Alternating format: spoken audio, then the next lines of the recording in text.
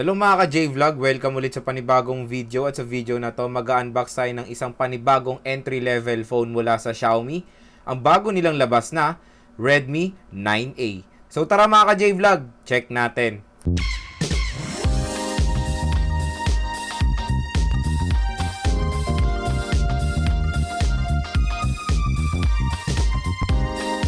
Shoutout kay Joshua Banatikla, kay Robena Campo, kay John Rev Loveras, kay Hadil Carquaga, kay Nathan Pagatan, kay Jojo Rojas at kay Leonides Pico. Maraming salamat mga ka-J-Vlog sa suporta. So mga ka-J-Vlog, grabe sunod-sunod yung mga lumalabas na entry-level phones ngayong 2020. At yun, meron na naman bago ang Xiaomi Redmi 9A. So syempre, mas affordable to sa Redmi 9. So, ang tanong, magkano ba tong si Redmi 9A? Grabe mga ka-J-Vlog, nakakagulat ang presyo nito dahil meron siyang price na 4,690 pesos or almost 4,700 pesos lang itong smartphone na to. Biruin yun mga ka-J-Vlog, less than 5,000 pesos, meron na kayong magandang smartphone. And meron pala siyang 2GB RAM at 32GB internal storage. At itong napili kong color is yung granite gray. And itong Xiaomi Redmi 9A ko, nabili ko pala to sa Lazada 7/15 mid-year sale. So nag-sale to mga ka-J-Vlog, meron akong nakuhang 100 pesos discount. So nakuha ko na lang siya ng 4,590 pesos. Syempre, libre yung shipping fee. Okay, ito yung harap niya. Redmi 9A sa gilid. Redmi 9A with easy access to the Google apps you use most. Grabe naman sila oh. Ayan yung gilid. Tapos ito yung ating color.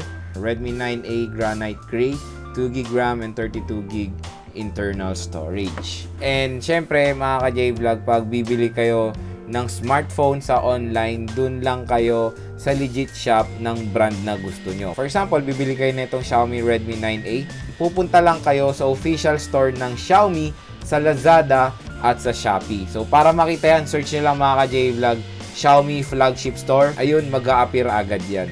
Okay, open na natin, naka-sealed pa. Okay, seal natin yung plastic.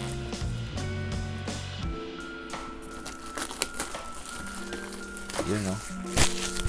So sayang mga ka-J-Vlog, ito sana yung gusto kong color. Pero yung nag-start yung sale, ang available color pa lang nila is yung granite gray. So ito na yung kinuha ko kasi baka ma-out of stock pa ako, di ba? Okay. You know. Redmi 9A. So alisin muna natin siya sa box. So mamaya na to. Ito na tayo sa content ng box, kung ano bang meron dito, di ba? And yun mga ka-J-Vlog, expect nyo na yan pag Xiaomi phones, absent si paring earphone. Meron tayong power brick. At itong power brick na to ay 10 watt na. Ayan o. 10 watt. At kung mapansin nyo, bilog yung kanyang pin. Kaya bumili na lang kayo ng adapter. Marami naman yan sa online or sa mga hardware store. Meron tayong charging cable. Ang tanong kung USB Type-C ba to or micro USB. And tingnan nga natin. So yun mga J-Vlog, micro USB port si Redmi 9A. So akala ko USB Type-C siya. Pero okay na yun. Very affordable naman siya. And wala na. Yun lang yung kasama sa box.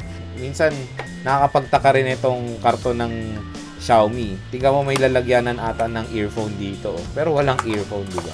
Usually, diba pag ganitong may bukasan, earphone ang nakalagay.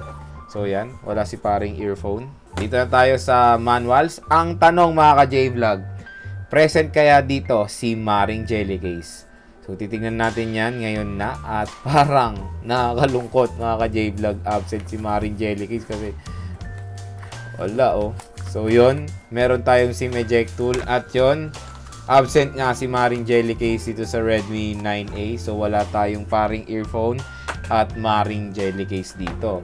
Meron tayong user guide at syempre warranty card. Yun lang yung content ng box. Next naman, dito na tayo sa main event, yung phone. Alisin na natin siya sa kanyang cover. At meron tayong mga specifications dito sa harap. Redmi 9A 6.53 inches HD Plus dot drop display, 5,000 mAh high capacity battery, Mediatek Helio G25 processor, and meron siyang Octa-Core CPU na merong clock speed na up to 2.0 GHz. And sa camera, meron siyang 13 megapixel rear camera and 5 megapixel selfie camera. So single camera lang to mga ka-J-Vlog. Alisin na natin yung sticker niya. Nakakalungkot mga ka-J-Vlog, wala tong pre-installed na screen protector. Ayan.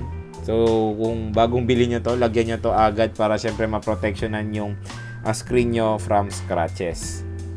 Ang isasuggest ko pag papalagyan nyo to, tempered glass na mas maganda. Alisin na rin natin tong sticker niya sa likod. Oh, wow! Ang ganda rin ng back cover niya mga ka-J-Vlog. Meron siyang matte finish. At ganun din, may texture din yung kanyang back cover na yung linya-linya na ganyan. Ay, ayoko. Ganyan talaga, nangingilo ako. Pero syempre maganda yung texture nito sa grip, hindi siya madulas, at meron tayong Redmi logo sa baba. Ayan, so parang may kamukha siyang design. At ito yung single camera niya, tapos yung flash. So akala ko nung una dual camera siya, flash pala yung isa. Grabe, nagulat ako dito sa smartphone na to. Biruin yung presyo lang nito is 4,690 pesos lang. And yun, since malapit na rin magpasukan, perfect to for online class. Sa mga students dyan na naghahanap ng affordable smartphone, naglabas na rin si Xiaomi ng abot kaya na smartphone na siguradong malaking tulong to sa online class nyo. So open na natin siya.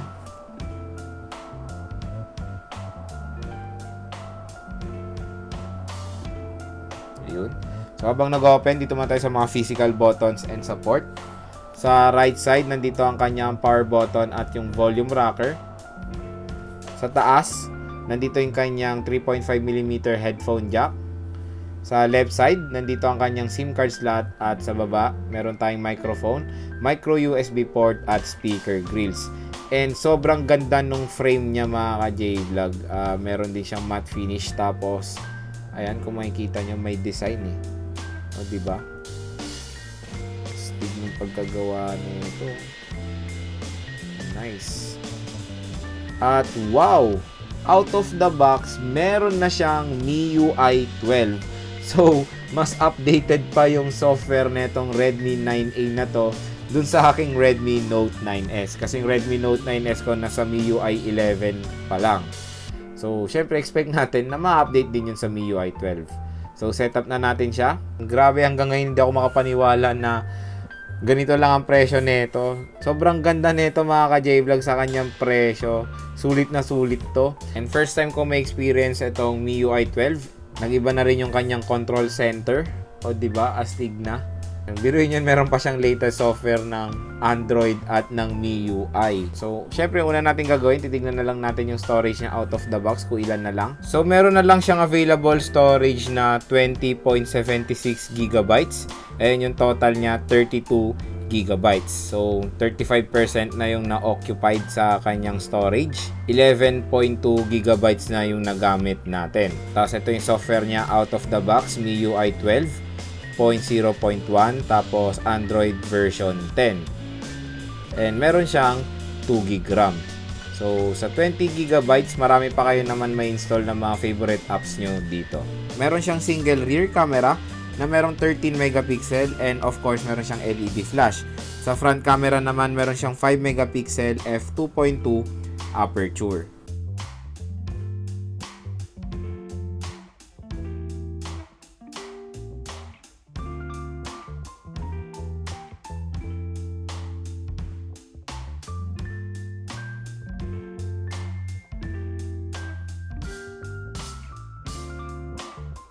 Sa screen, meron siyang 6.53 inches IPS LCD display na merong resolution na HD+ 720 by 1600 pixels na merong 269 pixels per inch, and meron siyang 20 by 9 aspect ratio. Sa OS, out of the box, meron siyang Android 10 with MIUI 12. Sa chipset, meron siyang Mediatek Helio G25. Meron siyang Octa-Core CPU na merong clock speed na up to 2.0 GHz. Sa GPU, meron siyang PowerVR GE8320. Meron siyang 2GB RAM at 32GB internal storage. So, isa lang ang variant na marirelease dito sa Philippines. And good news, expandable pa ang kanyang storage via micro SD card. Meron siyang micro USB port at isa lang kanyang biometric face unlock. Sa battery, meron siyang 5,000 mAh non-removable battery with 10 watt charging. So mga ka-J-Vlog, share ko lang sa inyo yung first impressions ko dito sa Redmi 9A.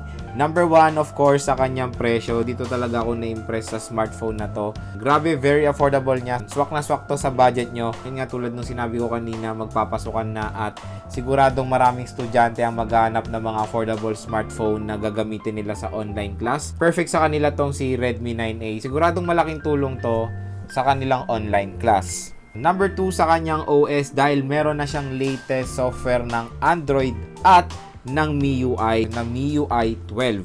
So mas updated pa yung software netong kaysa doon sa Redmi Note 9S ko, kasi yung Redmi Note 9S ko hanggang ngayon nung hindi pa rin siya MIUI 12. Hindi ko alam kung kailan ba darating yung update na yun sa Redmi Note 9S, and mas nauna pa tong napakamura nila ng entry level phone. Number 3, sa kanyang battery, malaking battery capacity niya, nasa 5,000 mAh. Ka-expect nyo na napaganda ng battery life netong si Redmi 9A. And syempre, iba-battery test natin yan sa ating review para makita natin. Number 4, sa kanyang matte finish na back cover.